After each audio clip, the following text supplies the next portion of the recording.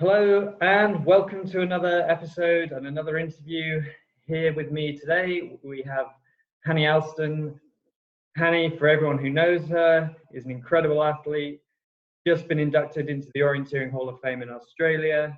She is, of course, the only person to win junior and senior world championship titles together in the same year. She's got a new book out at the moment, Finding Her Feet. An incredible memoir, of course, and yeah, Hanny, probably you are one of the most, or the best, oriented to ever come out of Australia. Tell us a little bit about what you're doing right now. Yeah, hi, thanks. It's great to be here. I think that's a pretty big statement because I've looked up to so many of the athletes out of Australia over the years. And, but definitely to be a part of that crowd is phenomenal. What am I doing now?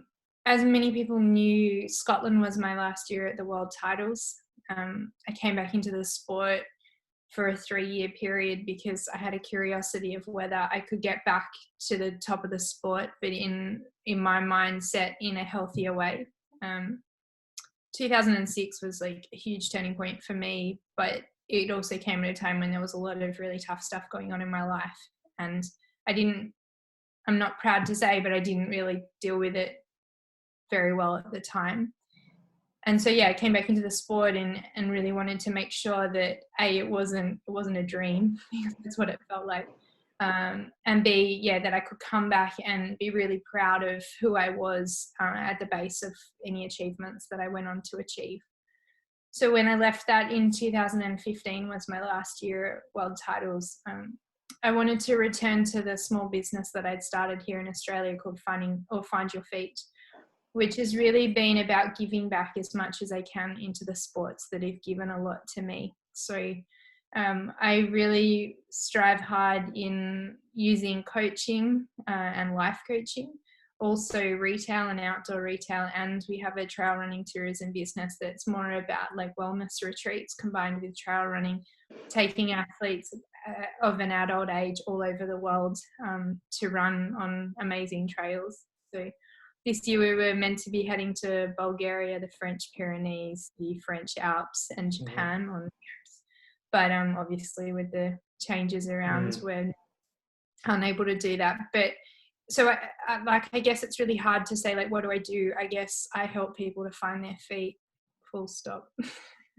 That's really cool. I mean, it's obviously you've got such a great amount of experience just from a very young age, and you were kind of thrown into the sporting lifestyle in a very, I don't know, it was perhaps all encompassing for you as a junior. Obviously incredibly talented, very young. Tell us a little bit how you just got into orienteering in the first instance, and how you found your potential, and then you were able to realize your potential and that sort of thing. Like, how did that all play out in the beginning? Great question. I mean, I started when I was about 10 and started because we were sort of introduced to it on a very kind of basic level at school. I mean, it was at a time when my brother was leaving school to be homeschooled for a period of time after, to be honest, being bullied at school. And it was sort of seen as part of like a way to include him in, people of a similar ilk and get him out socializing and doing what he loved doing, which was being outside, having grown up on a farm. And so I was kind of like taken along to participate as well. And I hated it. I hated it probably for the next 5 years. At that time, I was a very elite swimmer and racing at the senior national level in swimming, of all things, as a 50-meter drop dead sprint freestyler. The swimming environment was incredibly challenging though, and I write about it quite openly in my book, but many of the women and girls that I was swimming with at that time went on to develop severe eating disorders, and something that I also talk about in the book is it's a trap that I also fell into, and I think it was a seed that probably began in the swimming environment. And then one year, my national swimming championships didn't clash with the national orienteering championships in Australia, and my parents were the managers of our state team. So I was taken along to participate, and just being super fit from that swimming environment. We did a lot of running for training. I performed exceptionally well and made my first national team in orienteering to go to New Zealand. And I'd never been outside of Australia, and to suddenly get on a plane without your parents and heading off, as everyone knows in the sport of orienteering, to the most eclectic environment and super casual, super carefree, it was so eye-opening for me. And I think just because I was so happy, probably for the first time ever in my sporting life, I performed very, very well. And then that kind of set the ball in motion of, would you try for the, JWOC Junior World Championships? And I remember that conversation really clearly, because I was sort of like, oh, where is it? I thought it would be like Dubbo or Sydney or, and it was Estonia.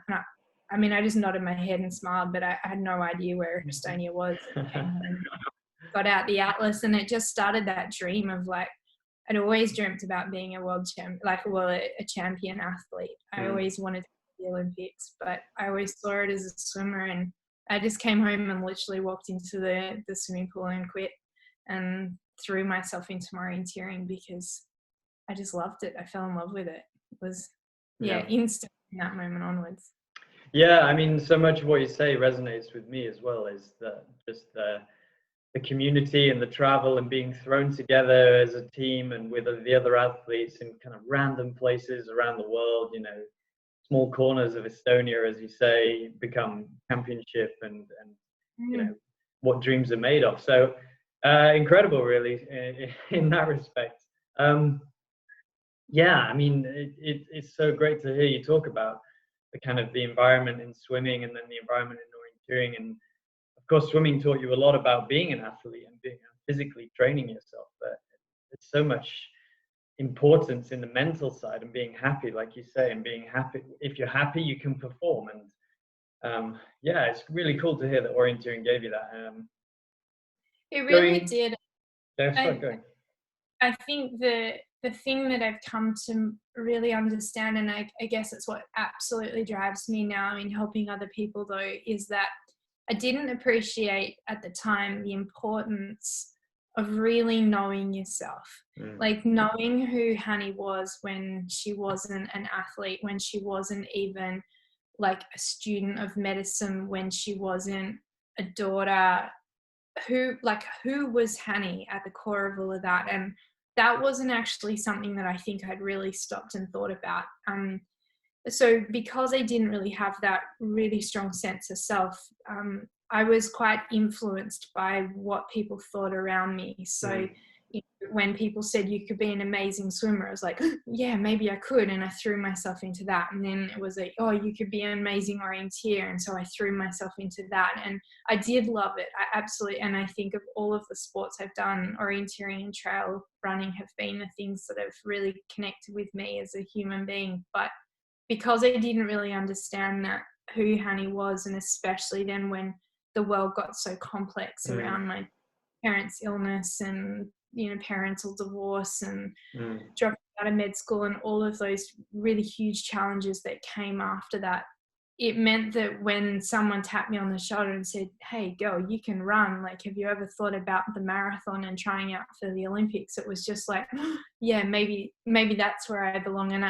And because of that, I got pushed around a lot. And I think, I have no regrets in life, because every turning point is an opportunity for growth. But I think if I could have a regret, it probably would have been not probably really grabbing the opportunities that I had in the sport of orienteering, and letting myself get swayed out into the athletics world, because that world was, and in Australia, it has been notoriously unhealthy.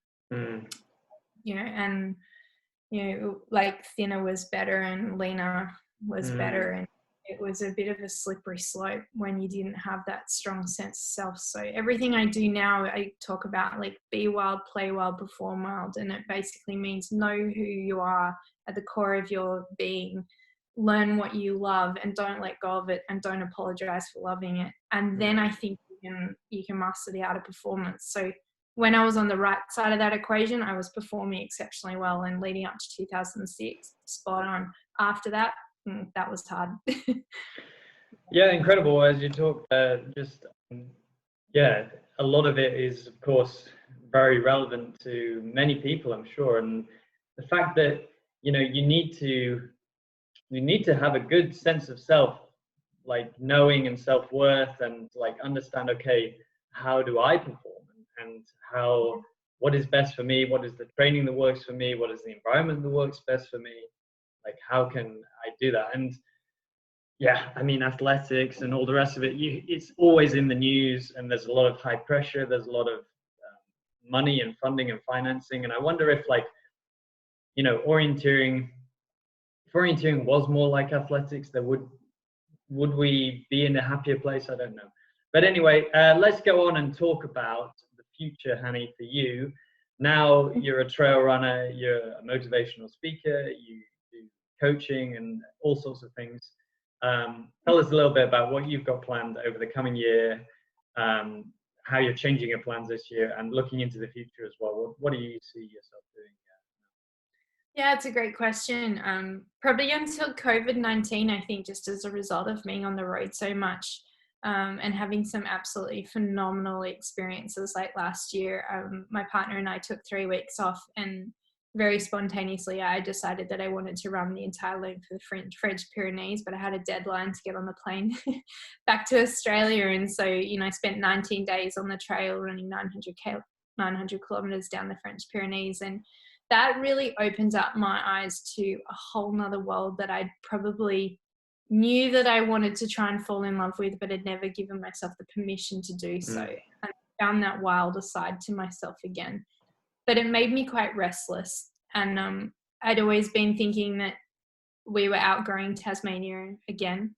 Tasmania is probably like any island, but it's quite a small space. And so I'd been thinking about, you know, maybe coming back over to Europe potentially to do some master's level studies in tourism and change management, which I'm really interested in. But this COVID experience has just made me really fall in love with Find Your Feet all over again. Like, really brought to life what your values are.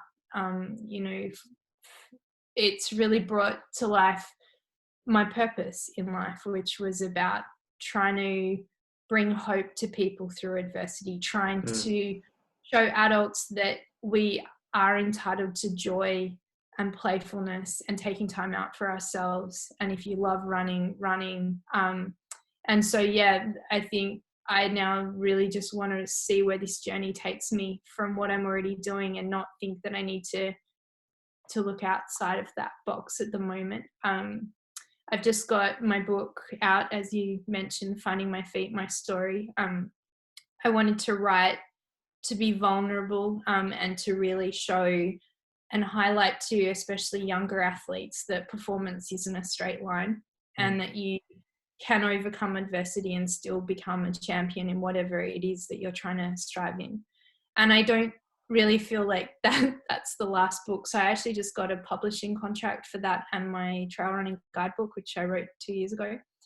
And they've asked me for my 3rd book already, which I already know what I want it to be about. And the title is Ultra Wild. And I think what I really want to encourage people to do, and even for the orienteers that maybe still are performing but know that there's something else they want to be doing, is like to encourage people to look outside of the competitive space, because it's so for some people, but it's so not for others. I really want to encourage people to hatch their own wild dreams, and really pursue what they're meant to be doing. Because I think when you get that equation right, you filled with so much energy. So for me, like, I don't exactly know how, but I know that that's where my purpose lies. And in the same time, I also do a lot of work now in the natural resources and natural preservation sector. So sit on a number of boards and advise on tourism and recreation in wild spaces, and something I feel really passionate about. So I'm going to continue to pursue those sort of board opportunities, and try and make the place that I live even better. Yeah, that's awesome. I mean, just hearing all that makes me quite excited to hear that, you know, such a great energy for development, such a great energy for coaching and improvement and really giving back to people. And obviously you have that kind of caring side of your personality, which really shines through. So it's really good that you have all these plans and you're really giving back now in the coming years, and that feels great. I mean, really cool to hear about that. Yeah, and I would, my ultimate dream is to once again work with elite athletes. But I've known that I don't take that role lightly, because I know how precious my dreams were, and you want to make sure that when you enter that space, you're able to hold a safe space for those athletes to explore their potential, and so you have to be so present. And I haven't really felt like I've got to that point yet. So the last 18 months I've been upskilling my coaching. I've been studying again, doing a high-level master's in areas of like neuro-linguistic programming, life coaching, hypnosis, just bringing all these other tools, because like you said, the mind is the absolute greatest single asset for any athlete. In orienteering, especially when you're trying to block out so many distractions and concentrate at such a high speed. So yeah, that I would love to return to elite level coaching, but I'm biding my time. Sure. Yeah, I mean, there's plenty of years left still to be doing many different things. So, Hanny, thank you for all of this. Just before we leave you, we're going to have a little quiz, and just before that, I want you to just sum up in one word what orienteering has given to you. Wildness. Wildness. Thank you very much. All right, let's move on to the quiz that I've got for you. Right. Okay, the quiz is going to be, I'm going to share my screen. Here we are. Fail hopelessly at this, but anyway, here we go. Oh, right. We've got it here. Right. This is the first one. So the year and the place for 1 point each.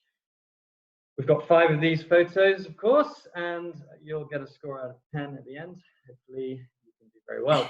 We're going to start difficult though on this one, I think. No, this was definitely Venice. Okay. And the year was 2013. Ooh, 2014, 1 year out, but well done. It was indeed, the Sprint World Championships in Italy. Yeah. Very well done. Okay, next one. Golden oldie, this one, I think. I can't see this one. Can you not? No. Oh, now I can. Yes, this was definitely Lithuania when I won my gold medal, and the year was 2006. I'm not. Yes. Yeah. 2006 Junior World Championships. That gold medal. And this one.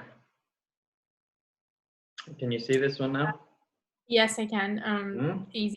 2006. 2006 again. When I won the world title in the sprint distance in Aarhus, Denmark. Yeah, incredible. Just been told that you'd won the gold medal. Just when you, at that point, or this point, do you remember what you were thinking? You know, it's always an incredible insight to like understand, like, okay, what goes through your head when something like this, an achievement like this is just kind of taking hold of what was I thinking? Or what were you feeling? What were you feeling at this time? It really was shock, this one, because the Lithuanian one, it sounds very egotistical, but I just knew in my gut I was going to win. Yeah. There was no other outcome in that race. And it still was one of the best ever runs I've ever had. This one was kind of like a comedy act, because for the week leading up to this, every single day I called back to Australia to the national selectors and said, you have to take me out of the sprint. And they luckily didn't let me. And so this one I think really was shock, because I ran this one for my father, who was back in Australia very unwell. And so I ran with a lot of love, but then in this one, and it was kind of just like, what the hell happened?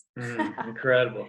Well, Wow, yeah, thanks for that. I mean, what an incredible sporting moment that was, for sure. Let's move on. This one, do you remember? Yeah, this was Scotland's back again randomly in the sprint distance, where I got 5th in the sprint final. Indeed. Which year do you remember?